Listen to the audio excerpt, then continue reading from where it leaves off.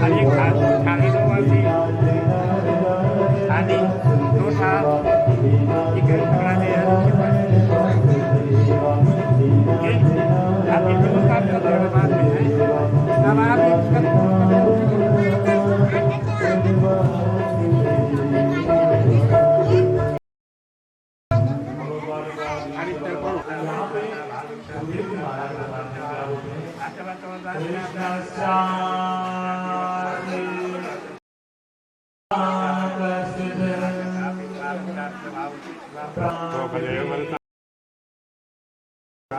मनुष्य सागर सागर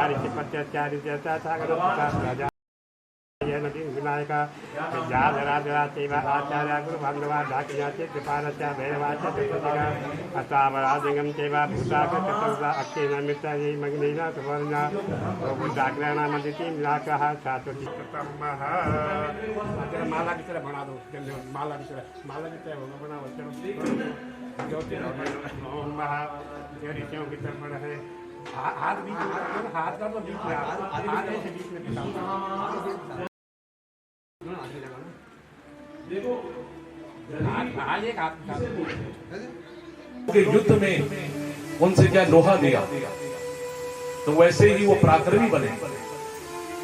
तो अगर हम अपने बच्चों को शिक्षा देना चाहते हैं कि वो पराक्रमी बने, ज्ञानवान बने, विद्यावान बने, तो हमें पहले स्वतः वैसे अपने आप हमें ज्ञानवान होना चाहिए। जैसा हम आचरण करेंगे वैसे ही आचारा कुलमाख्याति देशमाख्याति भाषणम संभ्रमः स्नेहमाख्याति वपराख्याति भोजनम। आचार व्यवहार से आपके कुल की ख्याति बढ़। आपका कुल का परिचय क्या है? जो आपका आचार व्यवहार है। अगर कोई आदमी किसी के घर में जाएगा और पहले ही क्षण में अगर उस बच्चे को देख लेगा ना, उसके घर के बच्चे को या किसी व्यक्ति को, वो पहचान जाएगा इस घर में कैसे लोग रहते हैं। उस घर की ख्याति उसके से बढ़ती है। इसलिए हमेशा अपना आचार व्यवहार शुद्ध रखना चाहिए। देश समाख्याति भाषण, मैंने बोला था कि देश का नेता वैसा चुनो कि जो आपकी बात को रख सके। उदाहरण भी मैंने दिया था आपको कि जो ज्ञानवान भी है लेकिन बात नहीं रख सकता। उदाहरण प्रत्यक्ष है आपके पास। मनमोहन सिंह जी और मोदी जी में अंदर देख लो आप। मैं राजनीति की बात नहीं कर रहा हूं, लेकिन शास्त्र कहता है, मैं शास्त्र की बात कहता हूं, प्रमाणित बातें बोल रहा हूं। चाणक्य नीति में लिखा हुआ है कि जो नेता आपकी बात को नहीं रख पाए उसको चुनना नहीं चाहिए, जो आपकी बात को रखे उसको चुनना चाहिए। संभ्रमा इसमें आख्याति, जैसे हम जिससे व्यवहार चाहते हैं वैसा व्यवहार हमें उससे करना चाहिए। पूरा आख्याति भोजन और मन की भावनाएं शुद्ध रहें, शरीर में कोई रोग व्याधि ना, वैसे उनका आचरण रहेगा। और मेन बात यहाँ पे क्या कौन सी आई थी कि गरीब किसे बोलते हैं? देखो शास्त्र आत्मदोषेण दरिद्रतः, जो आत्म रूप से असंतुष्ट होता है। अगर बल किसी के घर में सोने चांदी के बर्तन हैं और उसमें वो संतुष्टि से जो है 2 रोटी नहीं खा पा रहा है, जो कर्म विहीन हो जाता है, सुबह से शाम तक घर में पड़ा हुआ है, सोया हुआ है, उसे केवल चाहिए, तो गरीब होगा वो, क्योंकि वो अकर्मण्य है, असंतुष्ट। यहाँ पे सुदामा जो है निर्धन है, उनके घर में धन नहीं है, लेकिन वो गरीब नहीं है। हम लोग बोलते हैं ना कि तुम्हारे दरबार पे जो है गरीब ब्राह्मण सुदामा आया। सुदामा गरीब नहीं है, क्योंकि ब्राह्मण का जो है ना कर्म है ना, वो अमीर होगा। और वैश्य का धन क्या है? उसकी संपदा। और शूद्र का धन है उसकी सेवा भक्ति। और जो ब्रह्मवेत्ता ब्राह्मण होते हैं उनको प्रत्येक दिन जो है आज हवन करना चाहिए, प्रायश्चित। और तीसरा करना, क्योंकि यज्ञ होंगे तभी बारिश होगी, बारिश होगी तो अन्न होगा, अन्न से क्या होगा, सुख समृद्धि, और हम सबका भरण पोषण होगा, तभी हम सब जीवित। ये ब्राह्मण के 6 कर्म यहाँ पे बताए गए हैं। जो ब्राह्मण देवता है कौन है? सुदामा जी महाराज। सुदामा जो है वो निर्धन है। क्या है? निर्धन, लेकिन दरिद्र नहीं है। सुदामा निर्धन है तो धर्मपत्नी गरीब कैसे होगी? क्योंकि धर्मपत्नी ने ये इच्छा जागृत करी कि आपके जो मित्र है ना, कौन? द्वारिकाधीश, आप उनके पास जाइए और उनसे क्या बोल रहे हैं? ऐसे और दीदी गोकुल बड़ी दूर नगरी, दूर नगरी, बड़ी दूर नगरी, दूर नगरी, बड़ी दूर नगरी, दूर नगरी, बड़ी दूर नगरी। रात को काना तेरे मोहना की, रात को काना तेरे मोहना की, रात को काना तेरे मोहना की, रात को काना तेरे मोहना की, तेरे मोहना के काना, तेरे मोहना के, तेरे मोहना के काना, तेरे मोहना के। दिन में आओ तो देखे सारी नगरी, दूर नगरी, बड़ी नगरी, दूर नगरी, बड़ी दूर नगरी। गले लगाते हैं ना तो भगवान की आंखों से जो है, आंखों से अश्रु की धारा बहने लगती है। सुदामा को अपने राजमहल में ले जाते हैं। सुदामा को जो है सिंहासन पे विराजमान करते हैं। देखी सुदामा की दीन दशा,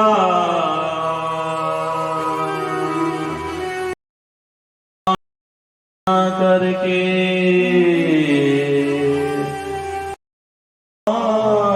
निधीरो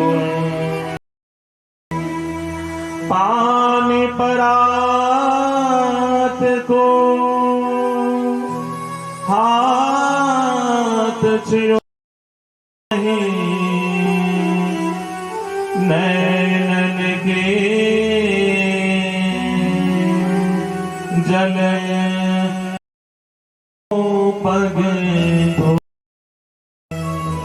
सुदामा के पैरों को अपने हाथों में लेते हैं और भगवान ने जो है जल से जो है सुदामा के चरणों को नहीं धोया, अपने उन से जो आज भगवान जो है अपने मित्र के उन चरणों को धो रहे। भगवान सुदामा के चरणों को धोते, पैरों में कांटे लगे, महाराज कांटे निकाल रहे हैं। किसने सुन लिया? सुदामा ने चुपके से छून लिया महाराज। और आज गुरु माता ने जो है, जब भगवान श्री कृष्ण और सुदामा वन में जाते हैं ना लकड़ी, तो बचपन की यादें आ रही हैं। भगवान बोलते हैं, सुदामा को चिढ़ाते हैं कि उस समय तुम्हें खूब ठंड लग रही थी, तेरा दांत धूप है, खटखटाने लगा है ना। तो यहाँ पे बताते हैं कि उस समय परमात्मा को स्मरण है कि मेरे मित्र ने मेरे लिए क्या बलिदान दिया। तो सुदामा ने क्या किया था? उन चनों को भगवान को न खिला करके स्वयं ही खा लेते। तो तब से जो सुदामा गरीब हुई और भगवान द्वारिकाधीश की कीर्ति बढ़ती रहती है। क्योंकि अगर उन तो यहाँ पे वर्णन आता है तो परमात्मा को क्या है? निर्धन।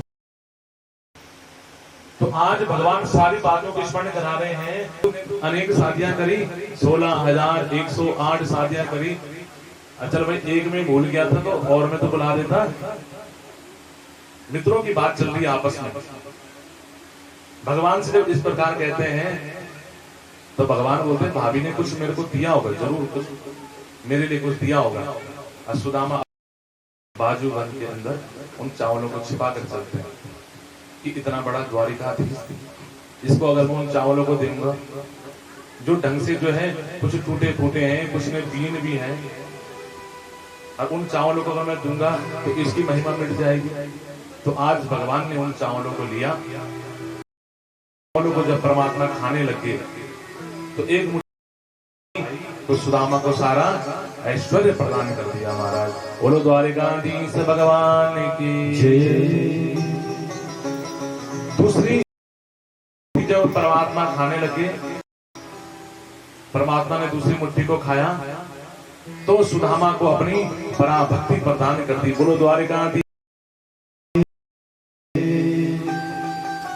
अब तीसरी मुट्ठी जब खाने लगे तो रुक्मणी मैया ने रोक दिया कि परमात्मा कहीं को ना दे दे। तो यहाँ पे जो है रुक्मणी मैया रोक देती हैं, बोलती हैं प्रभु आप अकेले ही खाओगे क्या, हमें भी कुछ खिला दो। इन चावलों को आप अकेले ही खाओगे, सुदामा जी के लाए हुए इस भेंट को आप अकेले ग्रहण करोगे। तो भगवान फिर उनको जो है अपनी जो है पटराने को देते हैं। और सुदामा जी जब जाने लगते हैं अपनी पटराने, ब्राह्मण देवता आए हैं अपने घर में। जब ब्राह्मण आते हैं ना, गुरु आते हैं, संत लोग आते हैं तो उनको क्या करते हैं, प्रणाम करता हूँ। इन सब की तरफ से मैं आपको प्रणाम करता हूँ, आप थक गए होंगे। तो आज परमात्मा देखो उस ब्राह्मण के चरणों में पड़ते हैं और उनसे आशीर्वाद ग्रहण करते हैं। क्यों आशीर्वाद ग्रहण करते हैं परमात्मा? क्योंकि स्वयं भगवान ने कहा है, क्या कहा है, विप्रा प्रसादा धरणी दरोहम, विप्रा प्रसादादितोहम, विप्रा प्रसादात् मम राम नामः।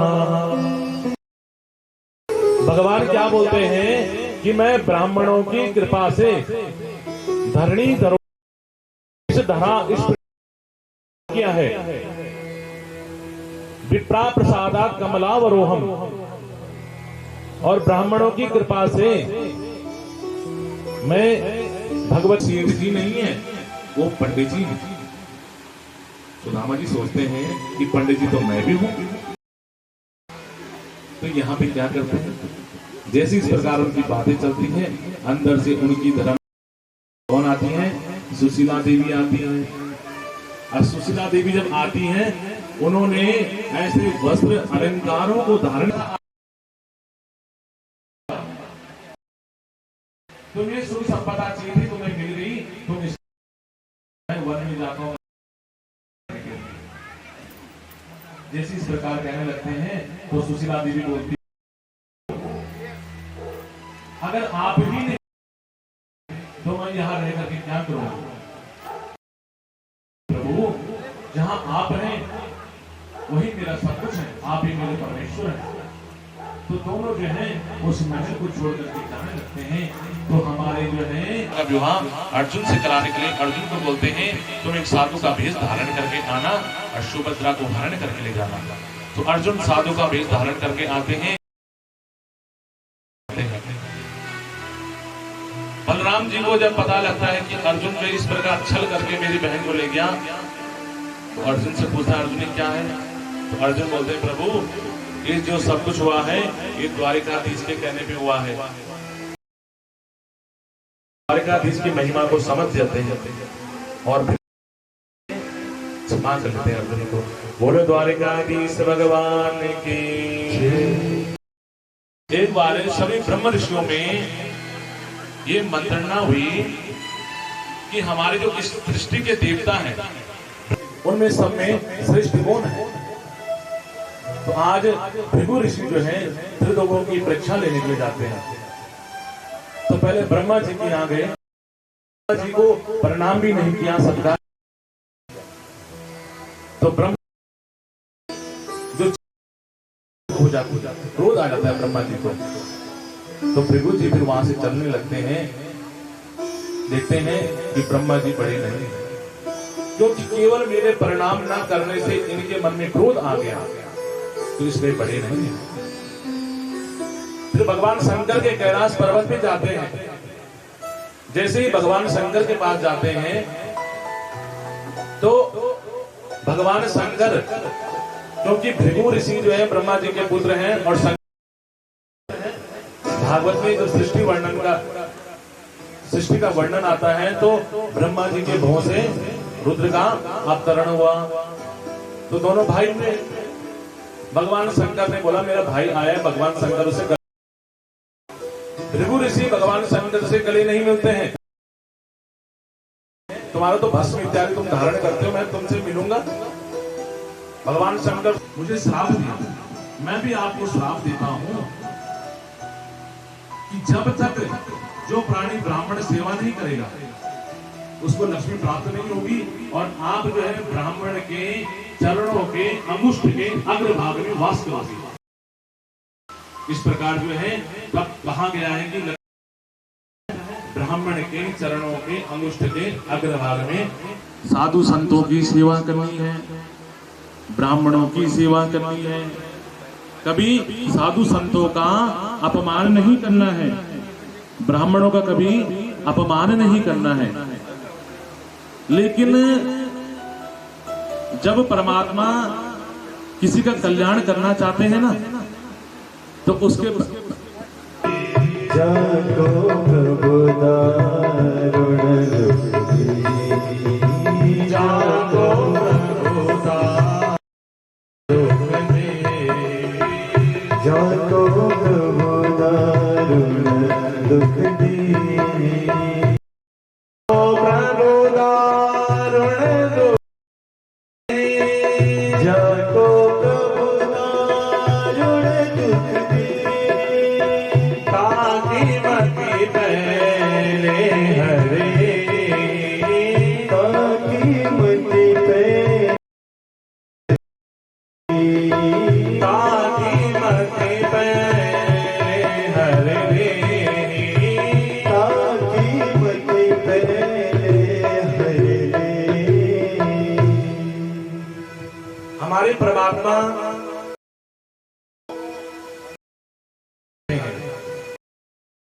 जिसका भला करना चाहते हैं उसकी पहले बुद्धि हर देते हैं। यहाँ पे यादवों को अहंकार हो गया था। देखो अहंकार किसी का नहीं रहता। मैंने बताया था नारद जी को कि अहंकार हो गया था कि मैं हर लेता हूं, क्या नारायण नारायण नारायण नाम लेता हूं। तो भगवान जी ने नारद जी के अहंकार को कैसे, भगवान जी ने नारद जी को एक दीपक दिया कि नारद जी आप इस दीपक को लेकर जाइए, और जो है वो गिरना नहीं चाहिए, जो दीपक जल रहा है ये बुझना नहीं चाहिए। एक बार आप त्रिलोकी का चक्कर मार करके आ जाओ। नारद जी गए, त्रिलोकी का चक्कर नारद जी ने मारा। उसके पश्चात भगवान के पास आए। भगवान पूछते कि हे नारद जी, अब आप मेरे को बताओ कि आपने मेरा कितनी बार नाम लिया, मैं आपका सबसे बड़ा भक्त। नारद जी बोलते हैं प्रभु एक बार भी नहीं लिया महाराज। आपने ड्यूटी लगा दी थी क्या कि तेल भी नहीं गिरना चाहिए, दीपक भी नहीं गिरना चाहिए। तो तेल और दीपक क्या है, इसके भाव को समझो कि जो तेल है वो क्या है, माया, और जो दीपक जो जल रहा है वो क्या है, मोह। तो भगवान बोलते हैं कि तुमसे बड़ा भक्त नहीं है मेरा, क्योंकि वो नित्य फंसा हुआ है। मोह क्या है, मेरे बच्चे, मेरे माता पिता, मेरा कुटुंब, मेरा परिवार, वो तो रोज उसमें रह रहा है। और माया क्या है, मेरी सुख संपत्ति, मेरा मकान, मेरी दुकान, मेरे जो घोड़े, मेरी गाड़ी, इस माया में वो रोज फंसा हुआ है। तो आप से बड़े भक्त तो वो कलयुग के प्राणी है मेरे। तो यहाँ पे भगवान जो है कि आपको अहंता नहीं होनी चाहिए। यहाँ पे भगवान जो है नारद जी को उपदेश देते हैं तो अहंता नहीं होनी चाहिए, आपसे बड़ा भक्त तो कलयुग का प्राणी है। तो ऐसे यादवों को अहंता आ गई थी कि हम तो भगवान के वंशज हैं, हमें कोई नहीं मार सकता। उदंडता का काम करने लगे थे। जब उदंडता का काम करने लगे तो हमारे प्रभु किसी भी भक्त को उसकी अहंता को आने नहीं देते, उसमें उसकी अहंता कर लेते हैं भगवान। तो हमारे परमात्मा क्या करते हैं, यादवों की मति हल लेते हैं।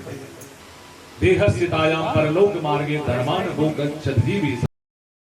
कहां तक जाता है साथ में? चिता तक साथ में जाता है।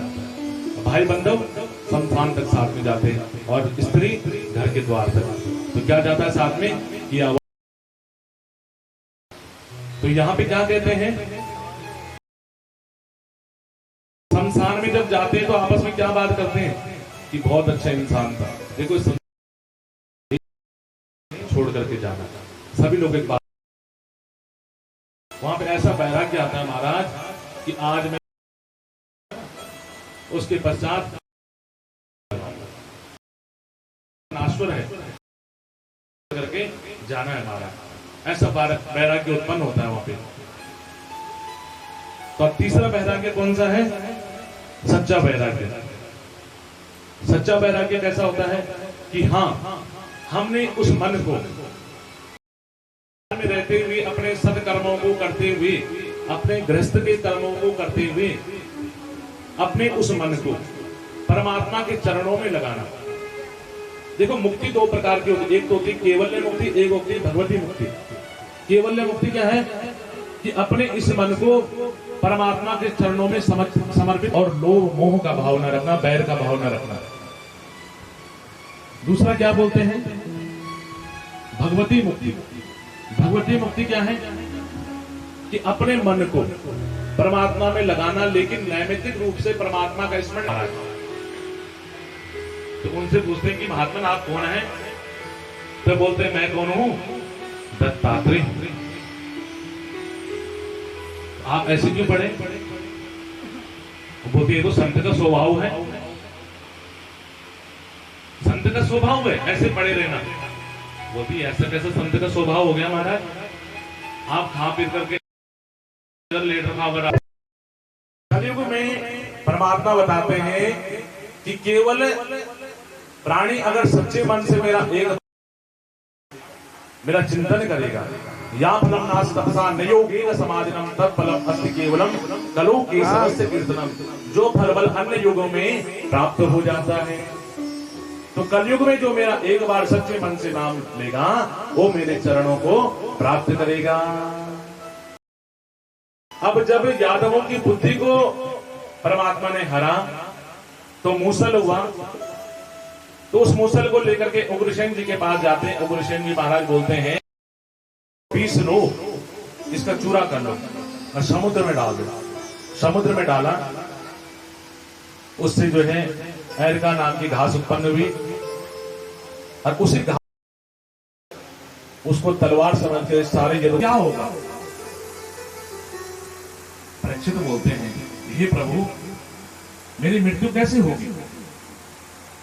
मैं तो अजर हूं, अंत हूं, नित्य, और ना ही मुझे मैं नित्य शाश्वत वो ब्रह्म परमात्मा का अंश आत्मा हूं। मेरा तो लक्ष्य ही परमात्मा के चरणों को प्राप्त करना है प्रभु, तो मैं मर कैसे सकता हूं? श्रीमती मीरा देवी, इनकी कन्या कुमारी दीपिका, ज्येष्ठ भाई के द्वितीय पुत्र पुलम सिंह जी, धर्मपत्नी अंजलि देवी, इनकी कन्या दीक्षा और पुत्र चिरंजीवी आरुष। इनके द्वारा के बैकुंठ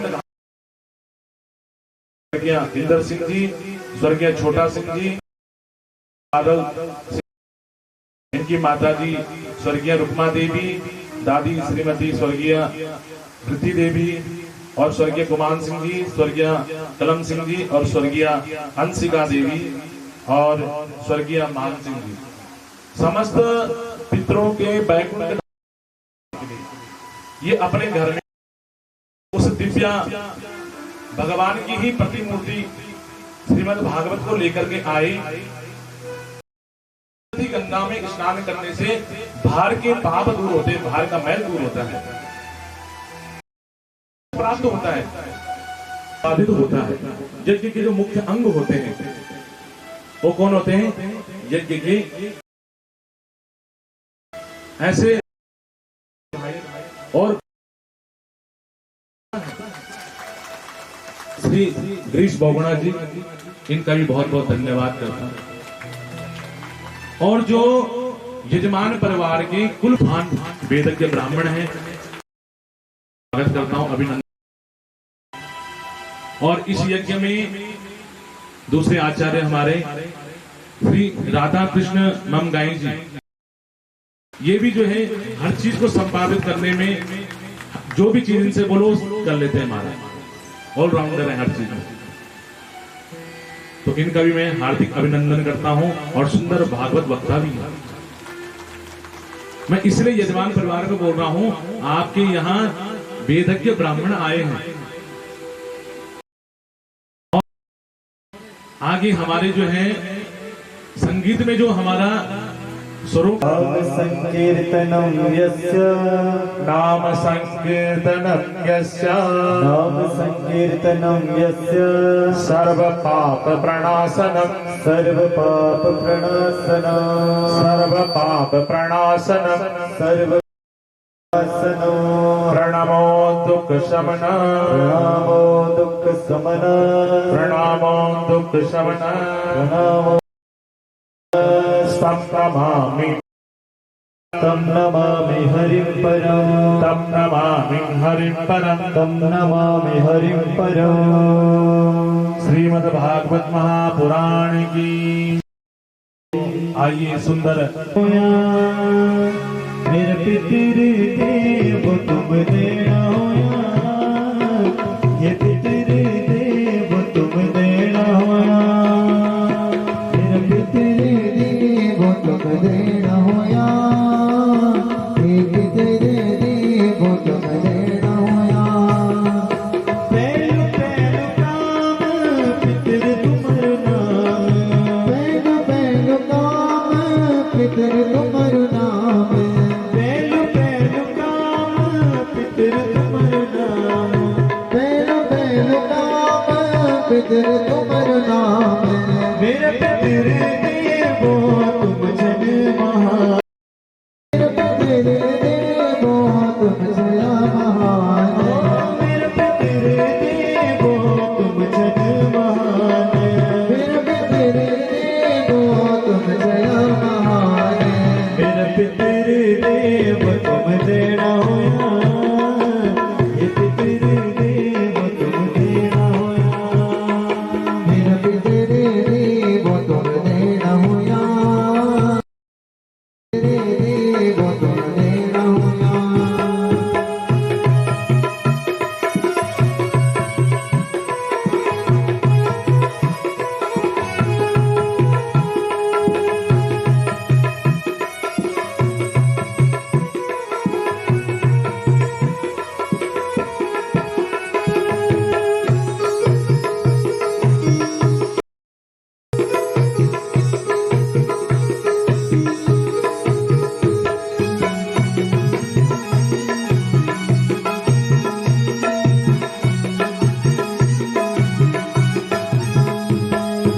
युतिक बुलाना पितृ पूजिक, युतिक बुलाना पूजिक मनोला, युतिक पितृ पूजिक मनोला, युतिक बुलाना पितृ पूजिक मनोला, पूजिक मनाला पितृ तुम सनी मनाला।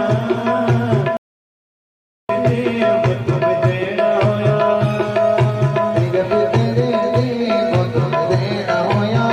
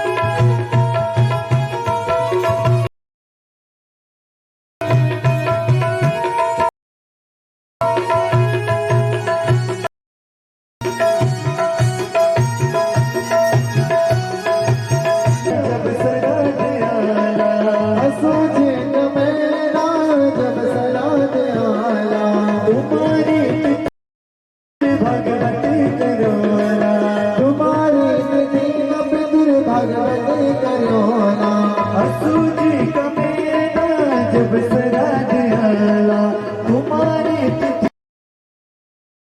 करोला फिर देव तुम देना होया फिर देव तुम देना होया मेरे पितर देव तुम देना होया हे पितर देव तुम देना होया देव तुम देना होया ये पितर देव तुम देना होया तेरे देव तुम देना होया हे पितर देव